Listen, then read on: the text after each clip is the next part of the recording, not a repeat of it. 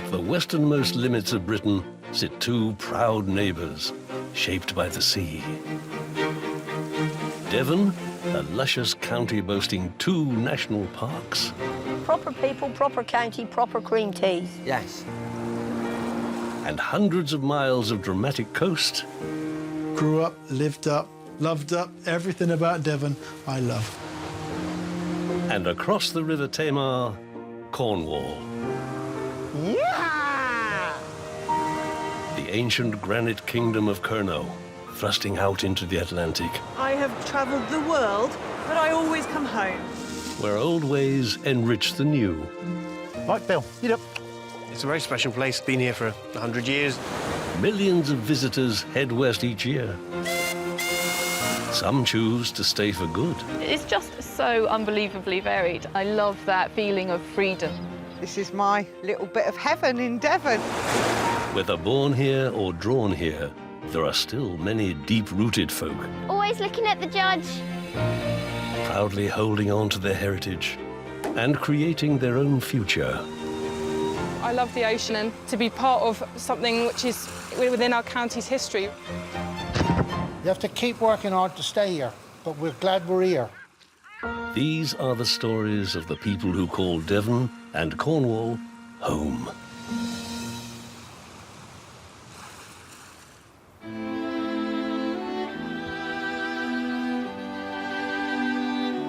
Bodmin Moor, Cornwall. A rolling expanse of rough heathland and granite tors as far as the eye can see.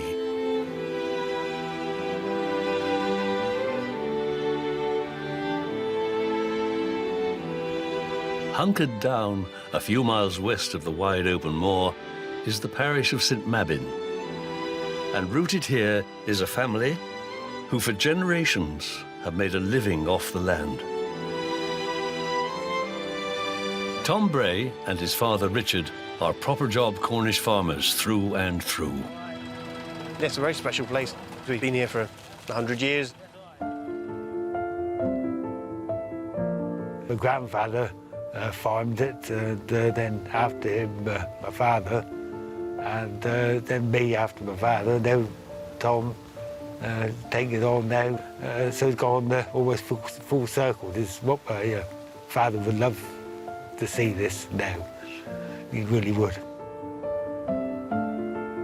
Haywood Farm has seen many changes since the Brays bought the land in 1919. Before now, it had been a mixed farm, brimful with different livestock and farmhands. Farming has completely changed, of course. Now, years ago, you get about 20 men working on a farm.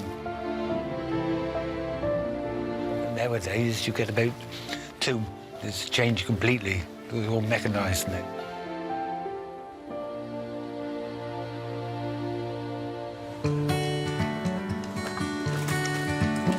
But there's one traditional Cornish practice that's been going on here for centuries, and Tom is determined to keep it flowing. 1, 2, 3. Cider making. Today we're using our the original cider press. It's a very traditional rack and cloth press. The cider seems to taste nicer doing it the old-fashioned way. Tom has expanded the farm's original orchard, planting 3,000 new apple trees that are now bearing the fruits of his labour. Cider used to be made on most farms in the West Country, and it was an important part of the farm workers' wages. It was a combination of the First World War and the horse that powered the cider press being replaced with a tractor sort of saw the downfall of farm cider. So it's quite a sad thing, really. With Tom Cider making a splash and 100 years of owning the farm, there's plenty to raise a glass to. So father and son are planning a great get-together for friends and family. And what better way to do that than with an extra special blend of cider, using a secret ingredient produced on the farm. My father's kept bees here all his life, and my grandfather kept bees here.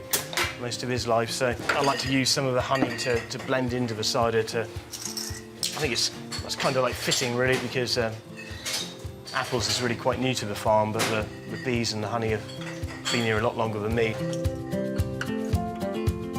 All the raw materials for the special brew are right here. They just need gathering. My father, he gave me my own hive of bees when I was about 10 years old. But you need a little bit of smoke. Bees pollinate the apple trees, and it's very good, really, because it's a good source of nectar earliest in the year, and then after that you'd get your apple blossom. You look at that. With the honey there, look. It is quite an experiment, I suppose. I haven't really tried using honey with cider, but I see no reason why it shouldn't make a good cider.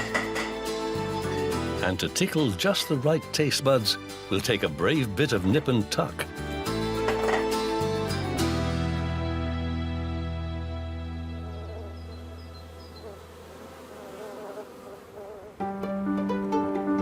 The rolling hills of North Devon, with its tapestry of fertile fields. 30 miles south of Barnstaple lies the market town of Holsworthy. Farming is a way of life here, and on a nearby small holding... Let's go. Let's go. We're coming, Doc.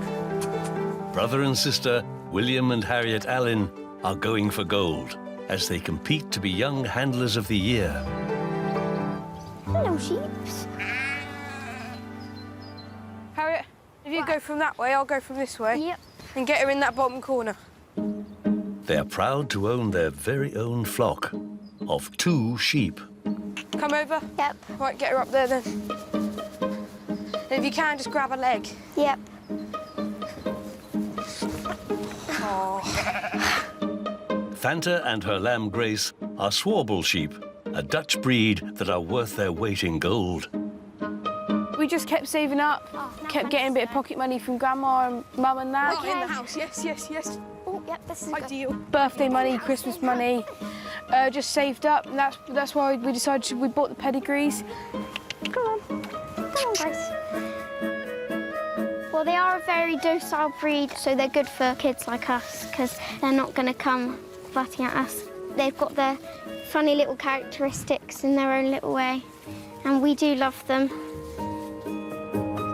William and Harriet have been working hard all summer long, presenting Fanta and Grace at agricultural shows, and they know that preparation is key. Come on, Gracie.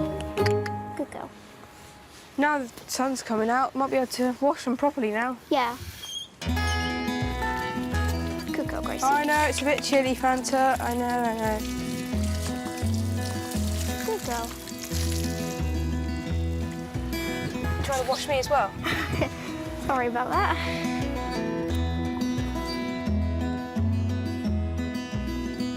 Good girl. Got to make sure that their behind is quite clean, because that's what the judge will mainly look at. William and Harriet have competed in 7 shows across Devon and Cornwall through the summer season. Here we've got my rosettes from this show season. These ones are from Launceston. And these are the ones from Royal Cornwall. Over here, we've got some of my best ones. These were from the last show, and so they're all first. And now, in their respective age group, each one is within touching distance of the title of Young Handler of the Year. All throughout the show season, there's been points added up at every show for first, second and third. The scores are nail-bitingly close, so it's all to play for at the final fixture of the season, the Holsworthy and Stratton Agricultural Show. With the shows, you need to be well presented, especially with your clothing, because the judges, they want to be able to say, that young handler, his clothes, they're ironed, they're very white, they're not covered in mud, he's showing himself off a lot better. Oh, hat. And these are our ties. It makes you feel very proud to have these because you can kind of say, yep, I am a sheep farmer, I've got my own little flock. It all comes down to this final show. We've been looking at the points and they're very tight together, these points. So we're going to have to be working hard just to try and get to the top if we can do it. Come on.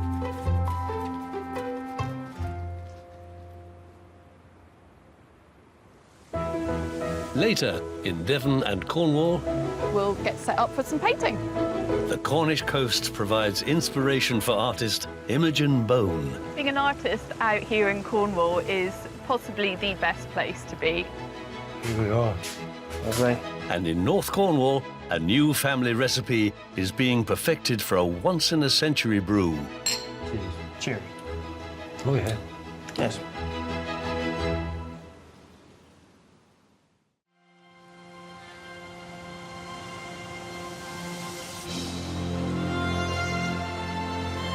Cornwall. Open, rugged, wild. The southwest coastal path runs for a total of 630 miles. And one of the most popular sections is the short stank from Sennen Cove to Pen and Mlas, Land's End. Over 100,000 walkers tread these tracks each year. Some of that footfall belongs to artists like Imogen Bone, who come here to capture the spectacular scenery. We just gather in around here a moment. We've got these amazing views, so if we just make our way round on the path, we'll get set up for some painting. Being an artist out here in Cornwall is possibly the best place to be. Cornwall has an amazing varied coastline. You get incredible, beautiful, white sandy beaches, but also these amazing rocks. But this beautiful terrain is under threat, something Imogen and artists like her are very mindful of. You can see throughout the landscape all these different paths that everyone has taken. These are called desire lines, where people choose their own directions, and you can see them snaking all over the place. The heathland is being damaged as visitors veer off from the straight and narrow, tramping over the fragile habitats and eroding the soil. We're losing the beautiful landscape that we're actually interested in looking at. Fortunately, art is coming to the aid of this iconic place, as plans are afoot to raise funds for a new granite walkway. Inspired by the artist Anthony Garrett, the Newlyn School of Art and the National Trust are teaming up for a unique record attempt. The Art for Good mass painting project is going to be taking place on this beautiful stretch of coast between Sennen and Land's End.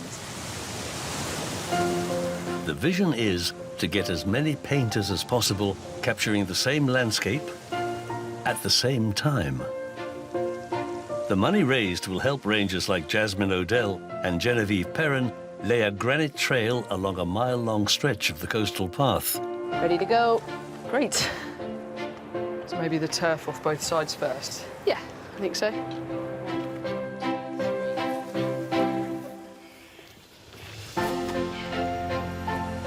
Today we're putting in some new steps for the coast path.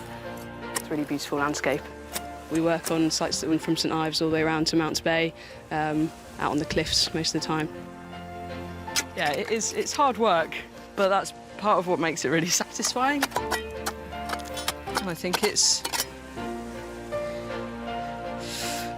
solid. It's not going to go anywhere. That's all safe. You can tread on there. Thank you very much. The new footpath will funnel visitors' feet away from the fragile heathland, preserving this much-loved landscape for future generations to enjoy. There is a huge sense of pride for both us and the volunteers that work with us every day that something you've made is allowing people to be out here, and that it's going to be doing that for years to come.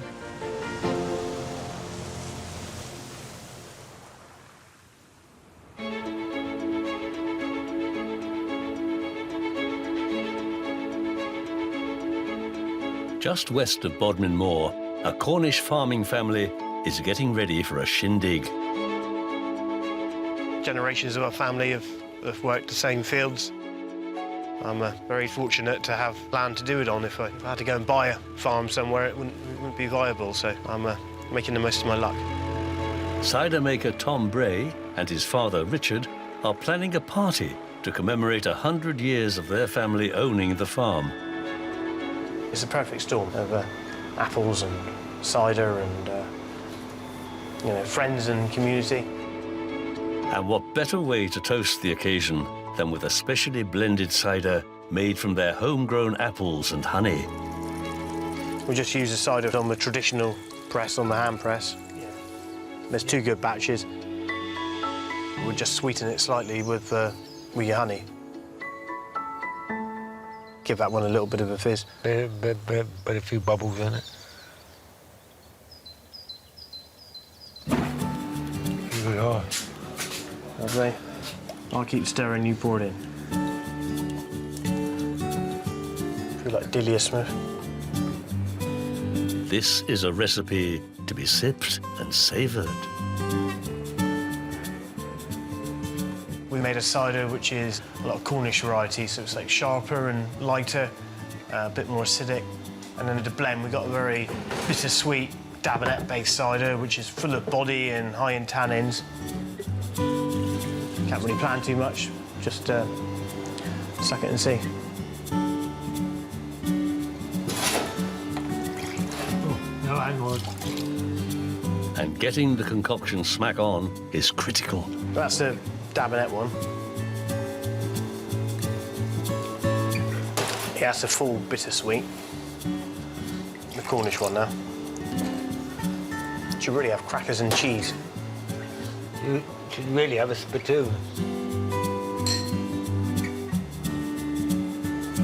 Yeah, I think either half and half or 60% Davenette. Now father and son must figure out how much of Richard's honey is needed to hit the sweet spot. Let me see. 500, put in 10 or something. I don't know. No? That's nothing, is it? Oh, yeah. What's that? How many's that? 6. This will give us an indication of sweetness, but you don't want it too sweet. Yeah, we're going to need a fair bit more than that, I think. But we better try it, just in case. We'll just have a little tiny taste. I can't guarantee I'll be around for the next Centenary one to make sure it's right, so it's my last opportunity to get the Centenary party right. Tom and Richard are sampling their way to 7th heaven. And that one was an extra, so that's equivalent to 30 mil in a thingamajiggy-jobby. Yeah, there's an extra shot of this in the full one. And all that's left is to add a little sparkle.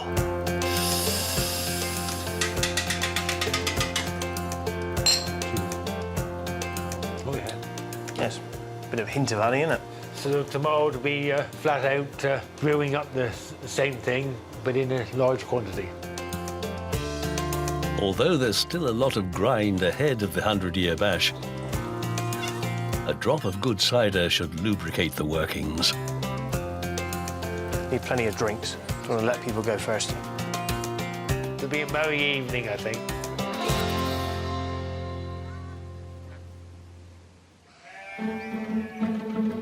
Deep in the North Devon countryside, siblings William and Harriet Allen are working hard. So just remember what you normally do in the sheep ring. Always looking at the judge. Yeah, keep that head up. In preparation for the final show of the Young Handler competition. Look at the judge, then. Oh, careful, Grace. And then when you get round to about where the trough is, come in and set her up here. We've got to make sure that she's standing with her head up. Yep. Having competed at shows across Devon and Cornwall all season, they are just a few points away from first-class honours. If I was the judge to ask you, what's the weight of your sheep? My sheep is 45 kilos. 45 kilos, yep, sounds about right. And the Holsworthy and Stratton show will be their last chance to wow the judges with their Swarble sheep, Fanta and Grace. are doing well, aren't they? They are doing very well, yeah. Proud parents Katie and Julian are hoping all the children's efforts will be rewarded. Always looking at the judge. So it's in the genes, isn't it? Right in the corners, don't cut the corners. It would be nice if they wanted to go into farming as an industry, wouldn't it? Yeah. Yeah, they're doing really good. Park her up. Park her up. She's not a car. We're very proud of the children. They pay for it all with their own money and they invest in it with their time and their expenses. So this foot's outline of this foot and these ones are too close together. I think that gives them that little bit extra of wanting to win. Yeah, that looks good. Oh, thanks, I got first. Oh, yeah. Clap, clap, clap, clap, clap.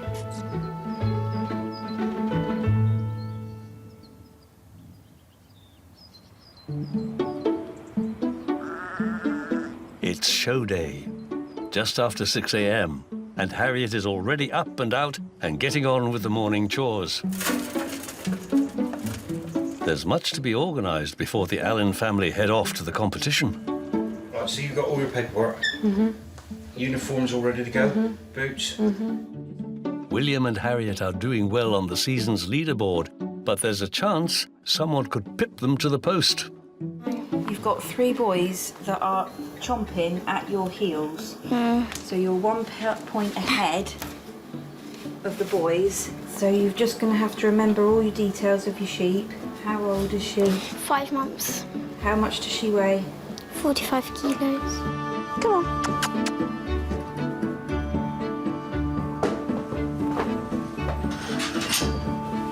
Yep. It's time to put all their hard work to the test.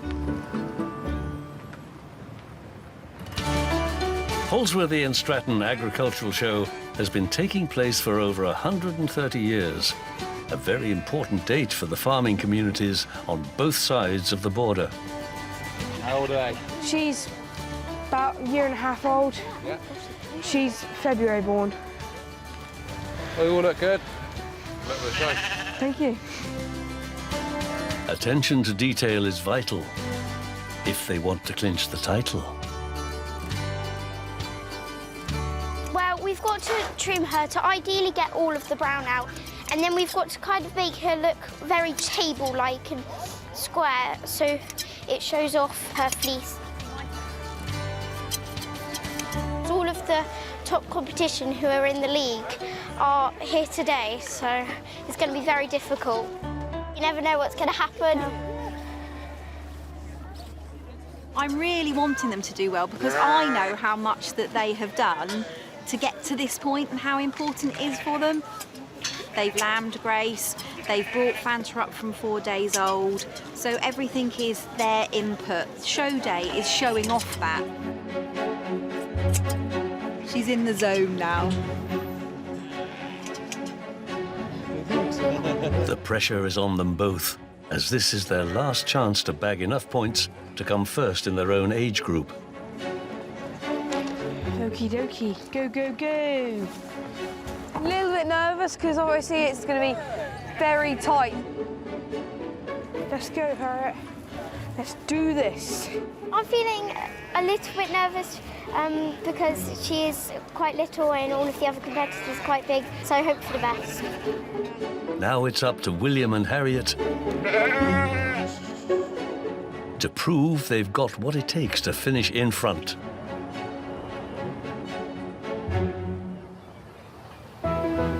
Later, in Devon and Cornwall, fishing has a lot to do with patience. In Falmouth, oyster fisherman Les Angel lands his catch. That's virtually a perfect oyster, lovely shape. Hopefully it'll all be all right on the night. And on the edge of Bodmin, father and son Tom and Richard are whipping up a merry mood. That'll do. I don't want to be tipsy. Yes, cheers, all best.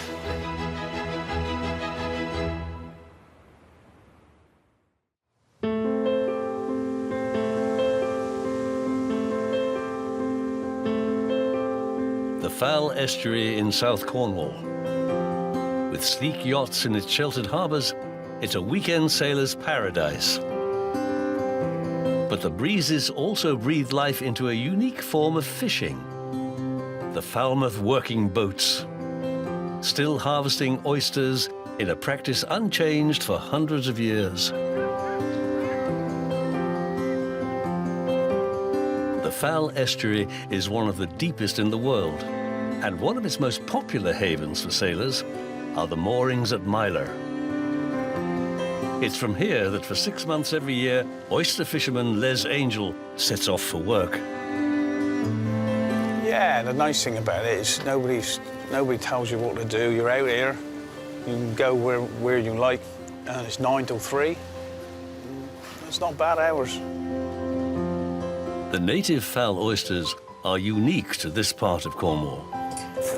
And since a bylaw was passed in 1876, the only way of gathering them is through raw manpower or mastering the unpredictable winds. We dredge only with sailboats or rowing boats. All the time's been the same. They never used engines. And they just kept it the same. You still get all the stocks. Every year you get something. Some years are a lot better than others, but it'll keep it going forevermore, as long as the water quality is okay.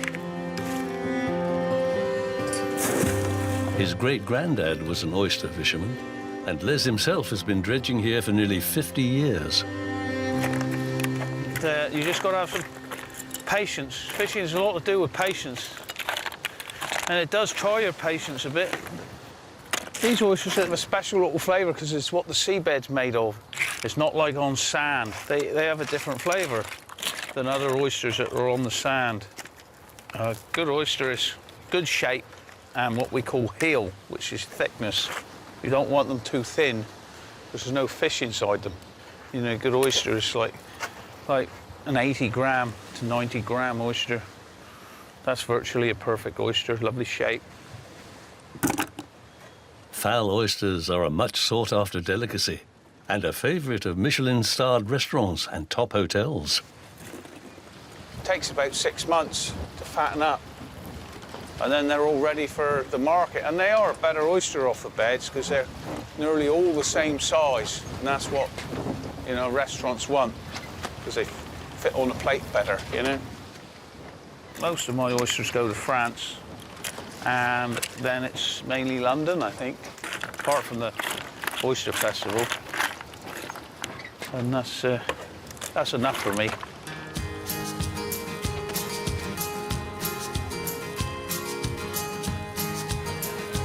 Falmouth's Oyster Festival is one of Cornwall's biggest and best-loved specialist food events, and celebrates the start of oyster dredging season. For Les, it's a chance to catch up with friends and buyers to showcase the finest fare from its catch. All ready now. Done all the preparation and all the hard work, and now just want the weather now, and we'll be all right. These are native flats. They come from here. The other ones are rock oysters. Sometimes they're a bit bigger, but they have a taste, these are. With tens of thousands of visitors expected over 4 days, shucking oysters is a full-on and frantic occupation. Nobody's stuck a knife in herself yet, but we've got plenty of time.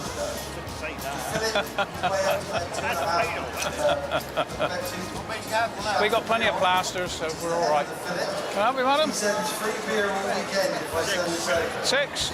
Anyone you like? I mean, it's nice to see people when they like them. You know, you've got a lot of effort to get them, and end product they appreciate. The oysters are scooting off the counter. Thanks very much. Ensuring this Cornish tradition will keep Les busy for a few more years yet. Yeah, it's been a bit of a special day today. It's like, you know, everybody who's come in has, you know, really enjoyed it, like, you know, everyone. So it's been really good. There's been people catching them since the Roman times, and they're still catching them. So everything's looking good at the minute.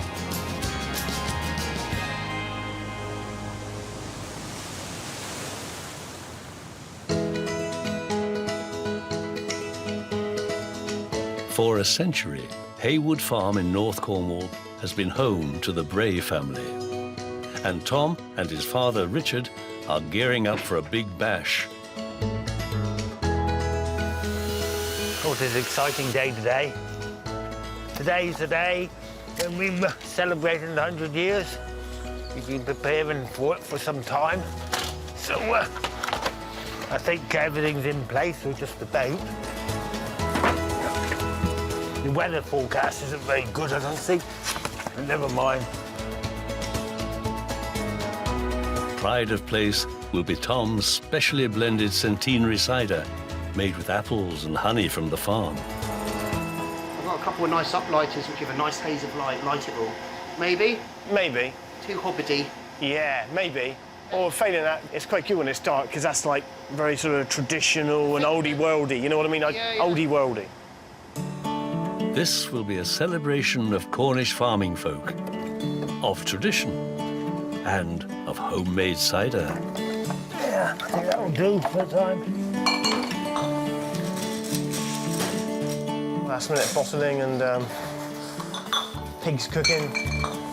The bars are nearly ready, so hopefully all be all right on the night. That'll do.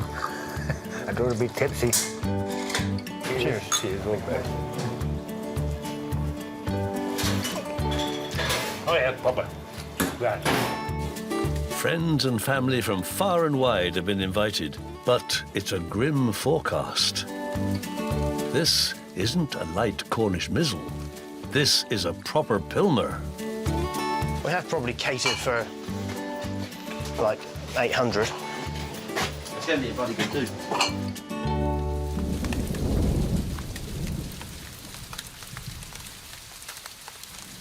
The rain is skeeting down on Tom and Richard's parade.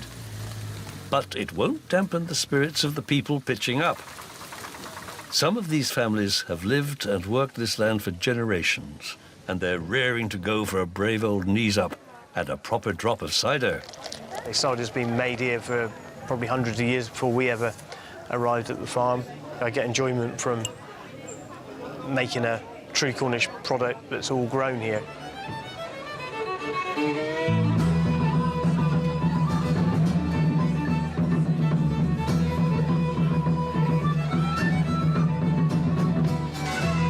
As the band roars into action, Tom's special brew is in full flow. And for father and son, it's a chance to look back on their farming heritage and celebrate family and tradition. Awful lot of memories here. Lots and lots of memories. There's the father! So it rubs off on you, so you get to love it. Ancestors been in Cornwall for hundreds, probably thousands of years, so I feel very connected to Cornwall. But the point of looking back is to help you look forward and to imagine how the next 100 years will unfold. I'm hoping someone in the family will carry on the cider and maybe diversify even more, put their own spin on the place.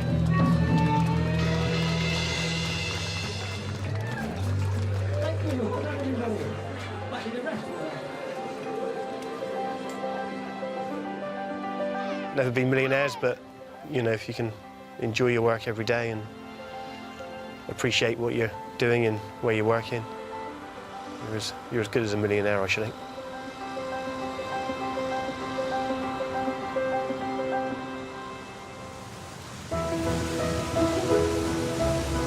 Later, in Devon and Cornwall, Morning!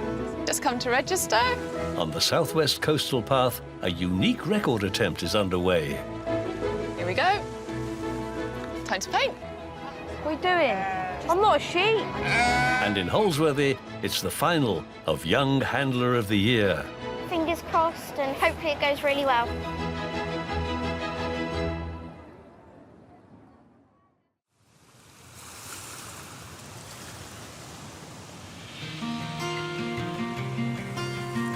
On the wild western cliffs of Cornwall, between Land's End and Sennan Cove, hundreds of local artists are rolling up along the southwest coastal path. Morning. How you doing? Yeah, good. How are you? you. Just come to register. A mass landscape painting session. Hundreds of people all creating pictures at the same spot at the same time. You grab a board and some information. Yeah, thank and you. then head up there and there'll be another volunteer to put you in your little metre-and-a-half slot. Fantastic. The record-setting attempt will raise money for a new mile-long granite footpath, which will help conserve this precious landscape and artist's haven for the future. I'm really excited about this project. I think it will be amazing just to see everyone out on the coast enjoying it and painting at the same time. While budding artists and old masters are flocking in, Rangers Jasmine and Genevieve are busy laying granite stones, demonstrating how the funds raised will be used to protect this patch. We've got issues with desire lines here, so we really want people to know this is the path and to follow the coast path, basically. Just in this small spot, you can see, what is there, 1, 2, 3, 4, 5, several different paths like coming in. It's a method of safeguarding the ground and reducing erosion of the habitat.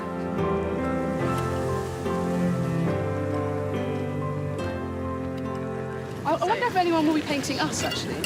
I mean, that would be great. I'd quite like to feature.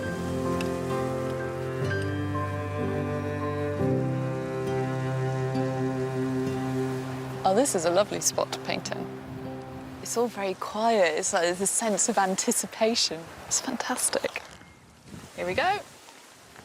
Time to paint. There is this sense of peace out here, which is incredible considering there's people all in a line painting away. I love just being able to look out to the horizon and that feeling of space that we've got down here is just amazing. Everyone is here painting, engaging with the landscape and really enjoying this area. I think everyone is going to be delighted. I mean, it's a fantastic turnout. And nobody could be more pleased with proceedings than art school founder and organiser Henry Garfitt. It's quite a feat. The logistics of getting everybody together, you can see now in the line, snaking around this whole mile of dramatic coastline. I don't think we could quite get our heads around what it was going to be like on the day. It's just extraordinary to be able to take it in and enjoy the event for what it is, and I just couldn't be happier, genuinely.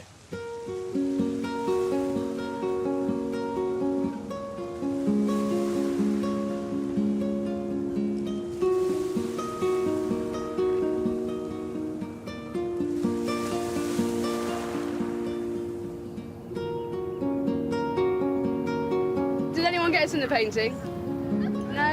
No. No. You're doing a sterling job. There is a collective purpose today to highlight the importance of the environment, and I think art can be really good for highlighting these issues, and it's something that everyone can be involved with. Oh, it's just been announced I've heard, so yeah, time is up. I can't say I think it's the finest piece of work that I've done, but it's amazing just to be involved. A brand new record has been set. More than 700 people, all painting the same setting at once. And vital funds have been raised to help ensure this iconic corner of Cornwall will be preserved for generations to come. If we all participate and are part of the solution, then collectively we can make a big difference. And this is a really beautiful way of highlighting that.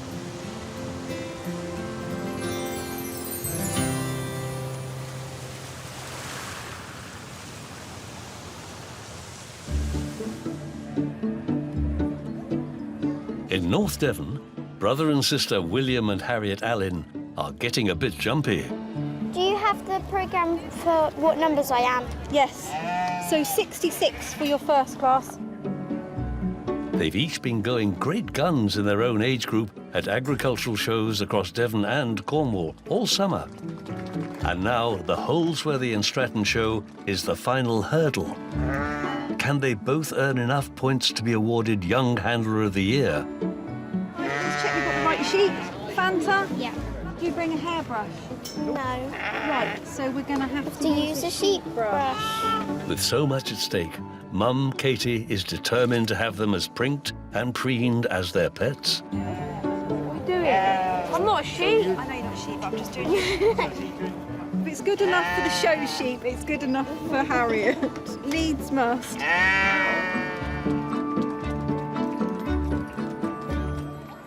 So we're just about to do the young handlers. I'm going to try and get these points because if we win the overall Pembroke League, you get £100 cash. So just trying to win that, just keep going, trying to get the top place. We don't really know what's going to happen, but fingers crossed, and hopefully it goes really well. Harriet's up first in the 12 and under category.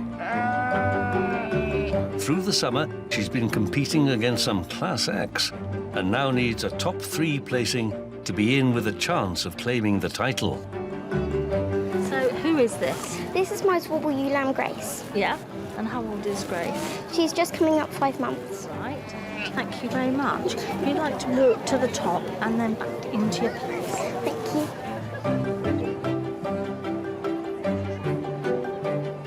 How do you split them apart? They've all done exceedingly well. And to see so many youngsters that are, you know, putting this much time and effort into it is lovely. Good girl, Grace. Fingers crossed, we'll see how she gets on. The judge considers her verdict before reaching her final decision.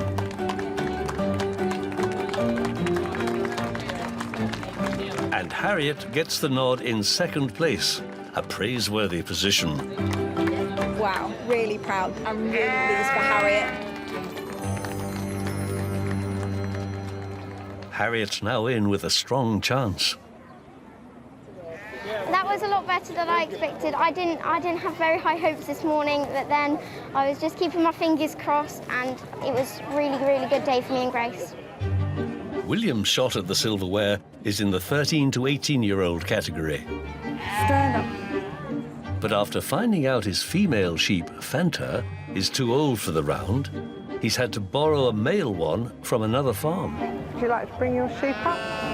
And is now ready to face the judge, seasoned sheep farmer Leslie Perrott. Hello. Hello, how are you? Good, thank you. What's your name? William Allen. William. And what breed of sheep have you got here, William? This is a pedigree Swabble Ram Lamb, and I'm having to borrow him from somebody else because my sheep is too old. Right, and how would you age a ram? How would you tell how old the ram is? You tell by its man parts. Yeah, okay, yeah. And the breed characteristics are well known, so you're going to have the white strip down the front of the face, tip at the end of the tail with a minimum of 2 white socks, but they must be at the back, maximum of 4, and they must go above the knees at the front, hocks at the back. Proper job on breed knowledge, but working with a ram instead of a ewe has pushed William onto the back hoof. Leslie's questions have caught William off guard, which could cost him precious points. There you go, Thank well you. done, all right. It's 6th place for William and his rookie ram. Didn't go too well today, but still got placed, so that was all right. But just messed up a bit on one of the questions, so I'm not disappointed because I think I'm still in with a chance. The league, where we've been collecting points all over the season, still got a chance. The young handlers converge on the show ring. These are nail-biting moments for William and Harriet as they wait to find out if they piled up enough points to pick up the prize. I have to say we've had a fantastic series. Thank you so much for participating. We've had record entries across all 8 shows. First up is Harriet in the 12 and under category. First place, Miss Harriet Allen. Now, Harriet only started showing 2 seasons ago to take part in this series, and she really has come on a long way and has been exceptional this year, so well done you, Harriet. Thank you, thank you. A fitting feather in the cap for Harriet. But can William make it a double after his stumble in the final furlong? And last, or rather first but not least, the prize and the cup and £100 goes to Will Allen. Thank you. There you go, you got enough hands? Yeah, I think so.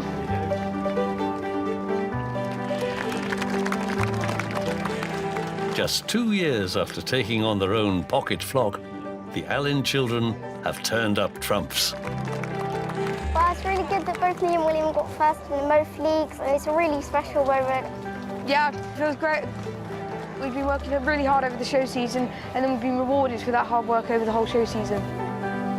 It's not just us as well, it's the sheep who've worked hard as well. They'll get some digestive biscuits later.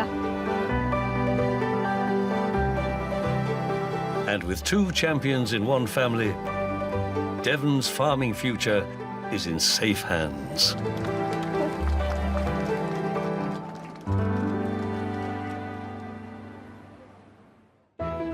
Next time in Devon and Cornwall. You do get jitters, of course you do. We want the cattle to look as good as we can because we've put a lot of hard work into them. It's a testing time for beef farmer Bridget Clamp and her new bull. A lot of preparation. If we don't prepare, then we fail. It's like Christmas. Oh, wow. Surfboard shaper Keith Beddoe gets creative for daughter Katie. Got her arms up in the air. She's going, Dad, it's great. What do you want better than this? This is my office, really, as they call it. And Crispin Alford leads an ancient rite on Dartmoor. This is our con. We keep it going. This is not to be lost.